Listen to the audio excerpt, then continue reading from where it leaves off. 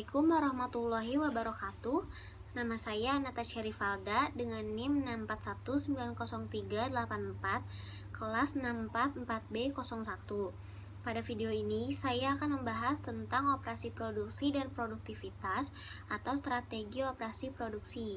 Nah, yang pertama ada pengertian strategi operasi.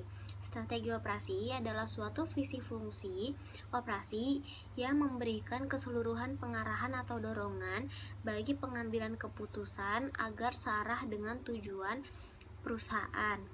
Strategi operasi merupakan komitmen terhadap keseluruhan yang direncanakan ataupun yang ada di lingkup perusahaan saat ini. Kegiatan yang akan dilaksanakan memanfaatkan seluruh sumber daya yang ada secara maksimal dalam mencapai tujuan bersama. Nah, contoh penerapan strategi operasi pada kondisi saat ini, yaitu mengubah strategi bisnis dengan menggunakan transaksi jual beli online melalui sosial media yang ada. Contohnya seperti Instagram, Facebook, WhatsApp, Twitter, dan lain sebagainya. Untuk meningkatkan strategi bisnis tersebut dapat dilakukan dengan cara memaksimalkan pelayanan bisnis yang dimiliki.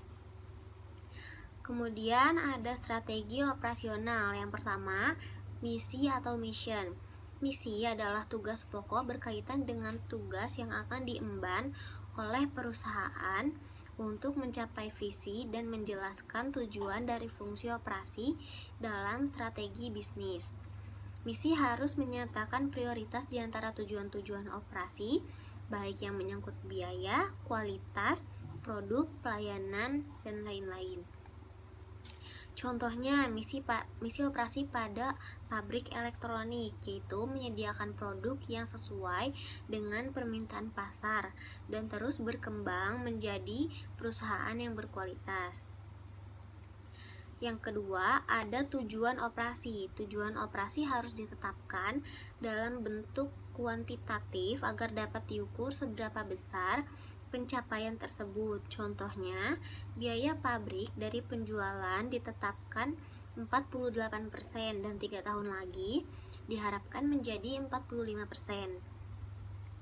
Yang ketiga ada kemampuan khusus operasi, yaitu menciptakan operasi apa yang harus unggul secara relatif dari para pesaing dan terkait dengan misi operasi yang dapat dirumuskan dalam bentuk tujuan-tujuan operasi. Contohnya, biaya terendah, kualitas tinggi, pelayanan terbaik, dan lain-lain. Yang terakhir ada kebijakan operasi, menjelaskan tentang bagaimana tujuan operasi akan dicapai, menyangkut proses, kapasitas, persediaan, dan barisan kerja. Contohnya, kebijakan yang ditekankan pada proses yang baru, maka yang lainnya harus membentuk sistem pengendalian kualitas yang superior dan membangun barisan kerja yang berkemampuan tinggi. Selanjutnya, faktor-faktor yang mendorong strategi operasi.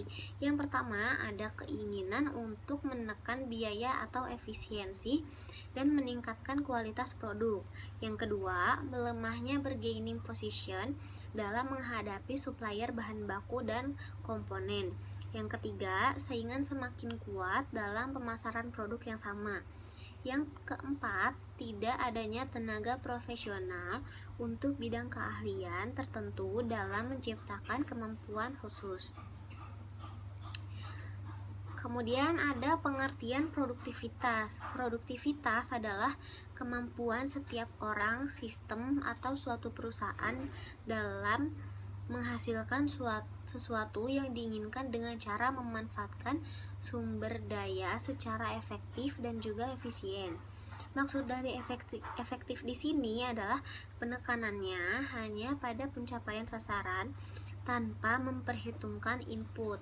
Sedangkan maksud dari efisien adalah menekankan pencapaian sasaran, juga menekankan penggunaan input seminimal mungkin. Kemudian pengukuran produktivitas ditingkatkan menjadi 3 cara. Yang pertama, meningkatkan output dengan input tetap. Yang kedua, menurunkan input dengan output tetap.